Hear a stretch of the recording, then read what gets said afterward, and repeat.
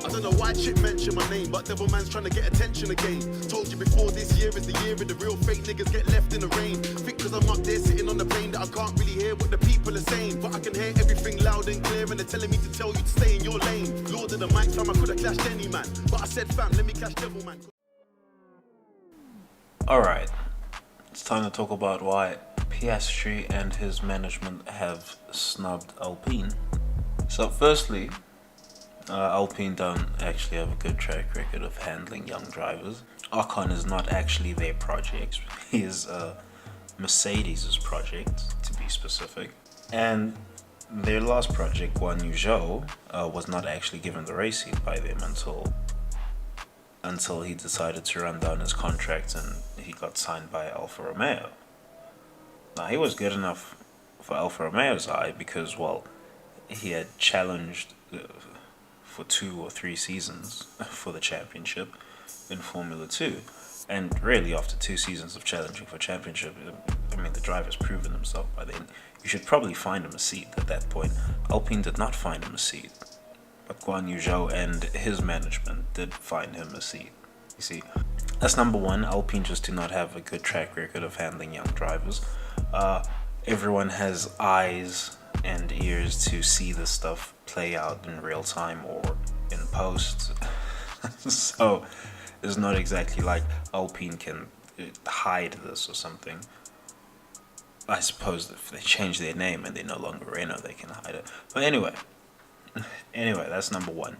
2, Esteban Ocon is a reckless teammate. I mean, the film is in now after Hungary. I don't know why I say after Hungary, because he's been doing this for years. Ocon, he's been doing it with Ricciardo, he's been doing it with Perez, now he's doing it with Alonso, where he's racing his teammate like it's Schumacher versus Barrichello when they were in Mercedes and Williams. It's ridiculous what he's doing to his own teammate. And the team, to make the optics even more challenging, the team back Ocon in all of this somehow. Somehow this is all okay by Alpine's book, even though he's doing this with the proven world champion and Fernando Alonso. even if you don't like him, he is proven world champion, did it twice, and in real time, you know, as the season has gone on, quite frankly for all of the season, Alonso's been in better form. Now, is that Alonso's in better form, or he's just that much better driver than Ocon? Anyone's guess. But after Hungary, where Ocon could have cost the team points positions with the way he handled coming out of the pits on his hards when Ricciardo was racing with Alonso, the way he handled that. But Ocon, he's very fortunate that Daniel Ricciardo has been, well, as suspect as he's been all season. Because without that, the Hungary would have looked very different in post to what it did look like in post. But that aside, Ocon's done this with Sergio Perez. They've got lots of film as teammates colliding with each other. Whoever you want to so blame on that, anyone's case. It's interesting Perez is not colliding with other teammates after his time at McLaren. It's very interesting. Or he's not even getting dicey with, or not convincingly dicey with his teammates after his time at McLaren. It's very interesting to consider that. But oh no, you pair him up with Ocon and all of a sudden they're colliding all over the shop. Now perhaps Ocon couldn't race Daniel Ricciardo as close, and they don't have as much film together. But that aside, he's not done it with Perez, he's done it with Alonso. He's probably going to do it with whoever his next teammate is if they so happen to be close to each other on the circuit. So if you're Oscar Piastri, you probably don't want to be around that. You probably don't want this guy as your teammate. If it was Ocon who was going to be making way and Alonso was going to stay, who knows? Who knows? Mark Webber and Piastri and his management, they probably would have said, okay, that's a decent spot for a youngster to land in. You know, you take some notes from Alonso, you know, some of the real dark arts type of notes. Well, that would be one type of logic to follow, but that's not what Piastri was actually presented with. He was presented with, well, you're going to have Esteban Ocon as your teammate, and there's too much film on Ocon at this point to sell him as a to sell him as a teammate. I'm sorry. There's Ocon fans who are gonna be on my case about that. I don't see any Ocon fans. It's very interesting. The team is handling Fernando Alonso poorly. This is proven world champion. You know, aside from how Esteban Ocon is being permitted to handle Alonso, the team themselves, Alpine themselves, are just handling Alonso poorly. And quite frankly, Alonso is Renault's last world champion. Oops, said the real name. But quite frankly, he is their last world champion. So if there's any driver that they should be pulling all the stops out for, it's Fernando Alonso. But they're not doing that. So this is an advert. This is quite literally an advert for the team. All right, the whole situation of how they're handling these two drivers. This is an advert for the team. And we all have eyes. We can see what's happening. And likewise, Piastri and his management have eyes. And his management is Mark Webber. Mark Webber's F1 smart. He's had a whole career in F1. A whole career. Maybe he would have been a champion. Who knows? Probably not. But maybe he would have been a champion if things fell a little bit different for him. But that aside, Mark Webber, he sees Oscar Piastri as the next Australian hope for a world champion. So he's going to pull out all the stops for Piastri, and he's going to use all his savvy. And if he sees that the situation that is lined up for his client is not actually a fruitful situation, well, he's going to actually pull him out of that. That's good management.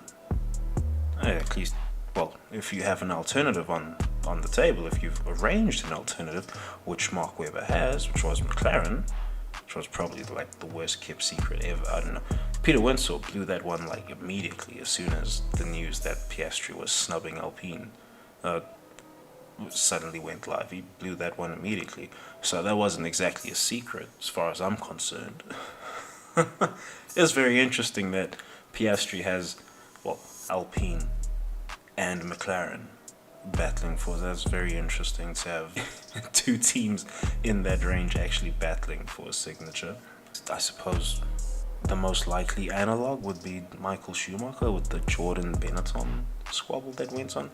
Anyway, perhaps I'm stepping out of bounds over there. Anyway,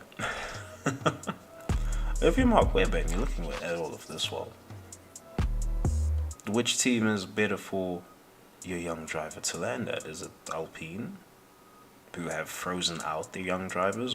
Or is it McLaren, who've developed Lando Norris, or Sir Lewis Hamilton himself, or Kevin Magnussen? You know, Kevin Magnussen, he debuted at McLaren, right? And he's actually carved out a good F1 career for himself in post.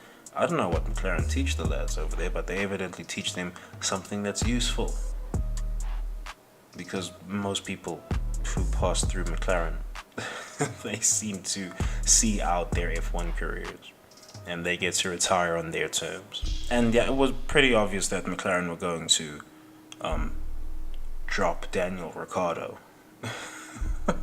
And that Zach Brown would pay him off, quite frankly, to get lost. Right, that was obvious. Contract length, forget about contract length. Forget about that.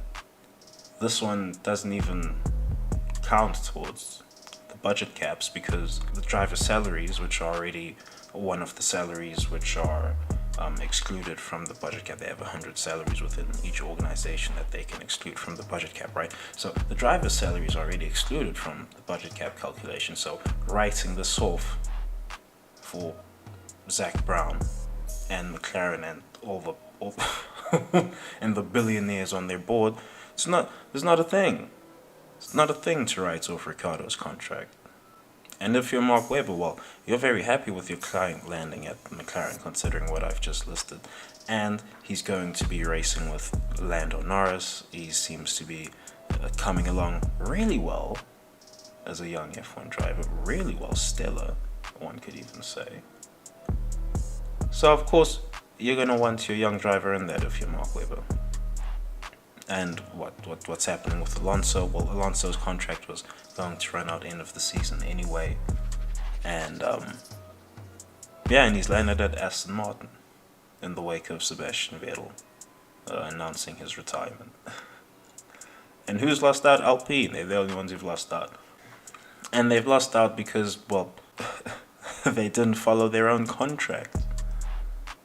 The contract that they gave Piastri, they didn't follow the terms of their own contract. That's really all it boils down to, right? They had 30 days, I suppose, from July to tell Piastri that, okay, you're definitely in for next season. And the month it turned over, right? Or it was perhaps before that in June.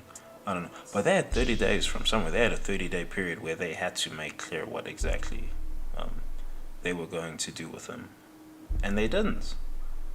And so Piastri, he flexed his options, and he's arguably gotten a better drive. Arguably. We'll see if that actually turns out to be the case as the years roll on, but he's arguably gotten a better drive because, well, McLaren seemed to look somewhat interested in trying to challenge for some serious honors. Whether they'll actually pull that off or not is anyone's guess. Alpine, are they as serious? I'm not sure. Alpine are the type of Alpine / Renault. Can't say this name too much. I feel like I'm gonna summon some chupacabra or something. But anyway, Alpine, they're the type of they're kind of like a flaky F1 team. They'll be in, out, change brand, come in as Alpine now, sit around for a bit, test the waters, see what happens. They're just kind of flaky. They're innovative when things so fall their way, such as winning with the first turbo car in Sundry, the mass dampener, actually running their V10 with 6 gears instead of 7, and having a heavy weight bias towards the rear during those championship years with Alonso to help acceleration. Anyway, they do a few smart things, Renault. Right, so it's not actually the worst place to land, but you have to look at them on current form, and they're just not it. They're just not it. Maybe it's just Ocon affecting the optics, right? And regarding Ricciardo, where could he land? He might land at Alpine, but Alpine would not have let him go to begin with if they weren't done with him, quite frankly. Right? They wouldn't have let him go. So I don't really see Ricciardo going back there. I don't know if that's been announced at the time of this recording. I'm not particularly interested in checking up where Ricciardo's going to go to. That will come out in time. But yeah, that Ricciardo's contract was never going to be a problem for McLaren. He might be out of F1 next season. You didn't get to see Vegas. Good joke that was, right? Alonso, he found another seat. Aston Martin replaced their outgoing multiple-time world champion with another multiple-time world champion who's probably going to be outgoing soon as well. But oh well, Aston Martin are perhaps trying to fish some sort of knowledge from these guys before they bow out from the sport, if they are so serious about actually trying to build a title challenging team, which I still don't think they are. But yeah, just how good is Piastri? One wonders. To have Alpine and McLaren fighting over him. It was obvious that he was going to land at McLaren because he wouldn't reject Alpine to go anywhere else unless it was somewhere arguably better, or just outright better, like the top 3 teams. You wouldn't reject Alpine to go anywhere else. You wouldn't be rejecting Alpine to go to Williams or Haas or tracing Martin or any of these teams. You wouldn't be doing that. But on account of Piastri actually having that option, one does have to consider, well, how good is this lad actually? And, well, as is always the case with F1, you gotta wait till you see the guy in the car. You just gotta wait till you see the guy in the car. I do expect him to be good. Alright, he's definitely a better talent than Yuki Tsunoda or Guan Yu Zhou or well, definitely Latifi. I even forget Latifi sometimes, but he's definitely a better talent than Latifi and Albon. I suppose one could say Albon, but really, an F1 weekend, that's not a testing session. That's not a free practice. That's not just a free practice session, right?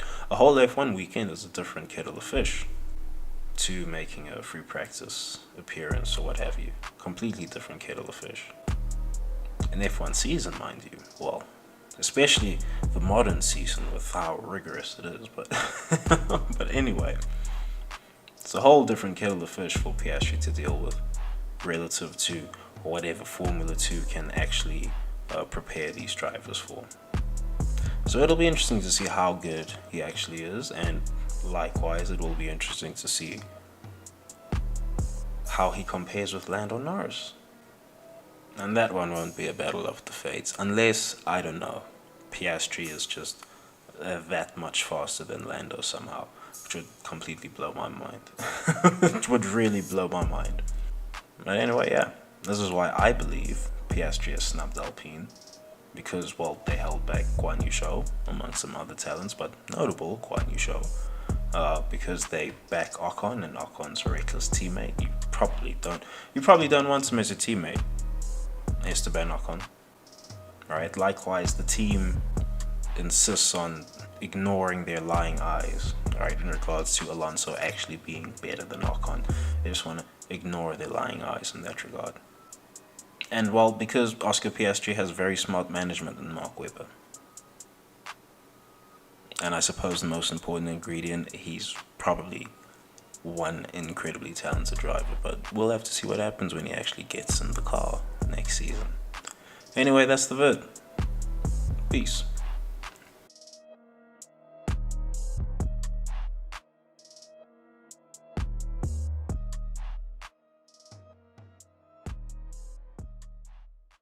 Hell breezy.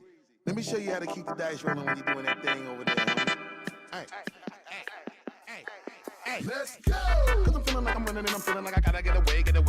Better know that I don't and I won't ever stop. Cause you know I gotta win every day. Go! See, you really wanna pop me. Go! Just know that you will never flop me. And I know that I gotta be a little cocky. Go! You ain't never gonna stop me. Every time I come a nigga gotta set it, then I gotta go and then I gotta get it, then I gotta blow and then I gotta shut it. Any little thing a nigga think that he be doing, cause it doesn't matter, cause I'm gonna dead it. Then I'm gonna murder everything and anything about it. Boom, about a bing. I gotta do a lot of things to make it clearer to a couple niggas that I always win, and then I gotta get it again and again and again. And I be doing it to death, and now I move a little foul. Nigga better call a rap, and everybody know my style. Niggas know that I'm the best when it comes to doing this, and I be banging on my chest, and I bang in the east, and I banging in the west, and I come to give you more, and I will never give you less. You will hear it in the street, or you can read it in the press. Do you really wanna know what's next? Let's go. See the way we on it, and we all up in the race, and you know we gotta go and try to keep up with the pace, and we struggling and hustling and set it and to get it, and we always gotta do it, take it to another place, gotta taste it, and I gotta grab it, and I gotta cut all through this traffic just to be at the top of the dome. But I know I